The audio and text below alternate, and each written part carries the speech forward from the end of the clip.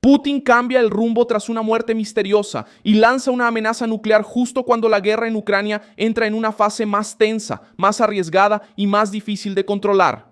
Al mismo tiempo, Rusia está sufriendo una presión brutal, se puede decir, sin ninguna exageración, una presión sin precedentes por parte de las élites occidentales. No pueden infligirnos una derrota estratégica, no pueden ganar en el campo de batalla, intentan desestabilizar la situación política, sembrar la discordia interna, pero tampoco lo están logrando. En Moscú, dentro del propio entorno político ruso, voces de línea dura comenzaron a presionar a Vladimir Putin para que abandone las negociaciones con Estados Unidos y responda con más fuerza a los ataques ucranianos en profundidad contra el territorio ruso. En el mismo periodo, Sergei Ivanov, exministro de Defensa, antiguo jefe de la administración presidencial y aliado histórico de Putin desde los tiempos de la KGB, murió a los 73 años sin que el Kremlin divulgara la causa en un primer momento. La muerte sacudió el círculo político ruso porque Ivanov ya había sido considerado como posible sucesor de Putin y tenía décadas de experiencia tras bambalinas en el poder. Mientras tanto, Francia interceptó el buque tanque Deliver cerca de Sicilia, señalado como parte de la flota fantasma utilizada por Moscú para evadir sanciones y financiar la guerra.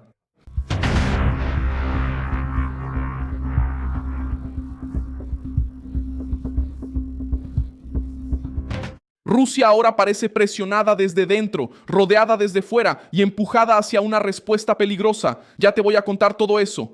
Si te gusta este tipo de contenido directo y sin rodeos, considera suscribirte porque aquí hay videos así todos los días. La presión sobre Putin ganó fuerza el 26 de junio de 2026, cuando Reuters reveló que los halcones rusos estaban exigiendo una escalada directa en la guerra contra Ucrania.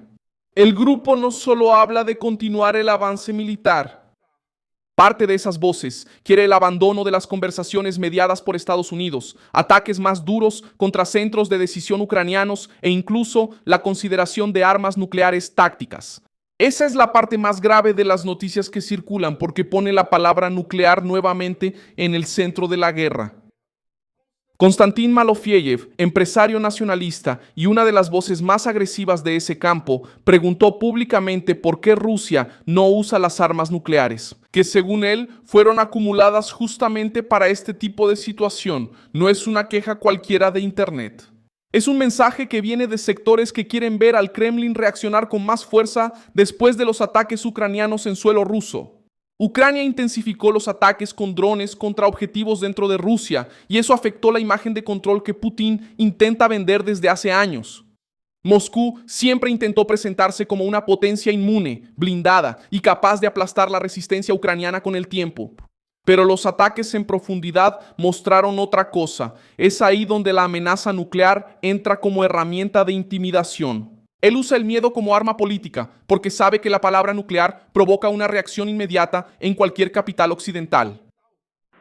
Y solo de una, pero por eso el gobierno está incentivando al régimen de Kiev que eligieron como ariete en la lucha contra Rusia, sin ahorrar al pueblo ucraniano que, y el propio régimen, está retrocediendo en toda la línea de contacto, de combate, y por eso empezó a adoptar acciones abiertamente terroristas. ¿Y cómo más se puede llamar ataques deliberados contra civiles, contra objetivos civiles y prácticamente el reclutamiento abierto dentro de nuestro país de delincuentes para cometer sabotajes y actos terroristas? Occidente está haciendo de todo, prefiere ignorar todo esto. Ignora.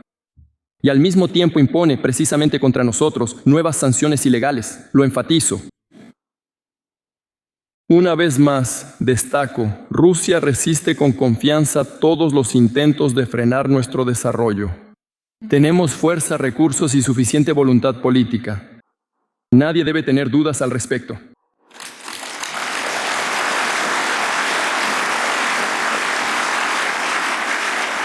La muerte de Sergei Ivanov añadió aún más peso a ese ambiente. Ivanov no era un nombre cualquiera de la burocracia rusa. Él fue ministro de Defensa entre 2001 y 2007, luego viceprimer ministro, jefe de la administración del Kremlin y durante años fue visto como hombre de confianza de Putin. También era veterano de la KGB, el mismo universo del que salió el actual líder ruso. La Associated Press informó que el Kremlin anunció la muerte, pero no informó la causa en ese primer momento. Ese silencio abrió espacio para la desconfianza y el debate político. El Kremlin es un sistema cerrado, controlado y poco transparente. Cuando alguien que ya estuvo tan cerca del centro del poder sale de escena en un momento de presión nuclear y desgaste militar, la pregunta surge con fuerza: ¿qué está pasando detrás de las puertas del poder en Moscú? Ivanov también cargaba un símbolo incómodo. Ya fue considerado como posible sucesor de Putin cuando el presidente ruso tuvo que hacer el movimiento político que llevó a Dmitry Medvedev al Kremlin en 2008. Después, en 2016, Ivanov fue colocado en una función de menor peso relacionada con medio ambiente y transporte, lo que muchos analistas vieron como una jubilación honorable, pero lejos del mando real. Su muerte ahora reaviva la percepción de que el círculo antiguo de Putin está cambiando en una fase de guerra prolongada. Mientras Moscú lidia con presión interna, Francia aumentó la presión externa. El 25 de junio de 2026, la Marina francesa abordó el buque tanque de Liber cerca de Sicilia, en el Mediterráneo. Emmanuel Macron afirmó que la embarcación transitaba en violación al derecho marítimo y señaló la acción como parte del esfuerzo europeo contra la flota fantasma rusa. Estas embarcaciones se utilizan para intentar mantener el comercio de petróleo ruso en funcionamiento, a pesar de las sanciones impuestas por las naciones occidentales. La operación francesa tuvo un impacto visual fuerte. Imágenes difundidas mostraron a militares franceses descendiendo de un helicóptero y entrando en el barco. Para Moscú, esto es una provocación directa. Con cada barco abordado, Rusia pierde margen de maniobra y gana más motivos para endurecer su discurso. Vladimir Putin respondió manteniendo la misma línea discursiva. El 28 de junio de 2026, él afirmó que Rusia seguirá con su campaña militar para controlar totalmente Donetsk, Lugansk, Gerson y Zaporizhia, regiones que Moscú afirma haber anexado, aunque en la práctica no controle todo. Él rechazó una propuesta ucraniana de reducir los ataques de largo alcance y dijo que eso solo serviría para aliviar la presión sobre las fuerzas de Kiev. ¿Estás recibiendo algún pedido, idea o sugerencia de este lado? ¿Hay algún mensaje o señal? Es verdad que tenemos ciertos contactos en diferentes frentes. No hay secreto. Hay algunas nuevas propuestas. Existe una propuesta para realizar una reunión con el jefe del régimen de Kiev. Todos ustedes ya han oído hablar de esa solicitud. Hay una solicitud para interrumpir las hostilidades, al menos suspenderlas por un tiempo. No hay nada nuevo en eso, pero hay algunas sugerencias nuevas. Estoy preparado para citar algunas de ellas. Como por ejemplo, dejar de atacar profundamente el territorio enemigo de ambos lados. Es obvio. ¿Por qué? Porque ellos hacen esa petición, porque nuestros ataques de represalia en territorio ucraniano son mucho más poderosos, mucho más destructivos y causan consecuencias mucho más drásticas para el lado ucraniano. La declaración mostró que el Kremlin no tiene intención de retroceder ahora. El detalle más importante es que Putin también reconoció la necesidad de ampliar rápidamente la producción de defensas aéreas. Eso muestra que los ataques ucranianos están molestando. Moscú intenta decir que los drones no cambian la situación en el frente de combate, pero al mismo tiempo admite que necesita reforzar su protección. Esa contradicción revela el tamaño del problema. Si los ataques no importaran, no habría tanta urgencia por aumentar las defensas.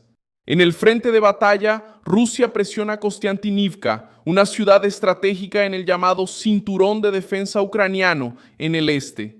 Reuters informó que las tropas rusas intentan avanzar sobre esa zona, incluso con pérdidas y desgaste logístico. Él intenta vender la idea de que Rusia todavía tiene fuerza, todavía avanza y todavía puede imponer su voluntad. Pero la guerra no está siendo barata para Moscú. Los ataques ucranianos contra infraestructura, refinerías y rutas de suministro han aumentado el costo del conflicto. Rusia tiene más hombres, más territorio y un arsenal más grande, pero también necesita defender un espacio enorme contra drones cada vez más audaces. Es en este ambiente donde aparecen los halcones rusos exigiendo medidas extremas. Ellos ven los daños internos y dicen que Putin necesita reaccionar con brutalidad para recuperar el miedo y el respeto. La amenaza nuclear táctica aparece justamente como un intento de choque. Estas armas son diferentes de las grandes armas estratégicas diseñadas para alcanzar objetivos a largas distancias. La idea detrás de la retórica rusa es asustar al adversario con una opción de menor alcance, pero de efecto político devastador. Aún así, cualquier uso nuclear cambiaría el mundo de inmediato. La respuesta de la Organización del Tratado del Atlántico Norte podría escalar la crisis a un nivel que nadie controla con facilidad.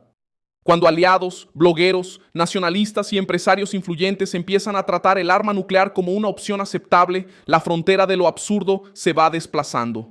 Lo que antes parecía impensable empieza a hablarse como si fuera una alternativa de guerra. Esa es la parte más oscura del momento. La irritación creció porque sectores rusos esperaban una negociación que congelara las ganancias del Kremlin o aliviara la presión. Como la guerra continuó y Ucrania llevó los ataques al interior del territorio ruso, estos grupos empezaron a decir que la diplomacia se volvió una pérdida de tiempo. Quieren que Putin cierre la puerta a las conversaciones y aumente el costo de la guerra.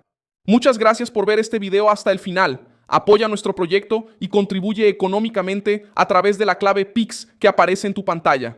Somos un canal independiente, enfocado en mantenerte informado con la verdad. Tu contribución nos ayuda a seguir adelante.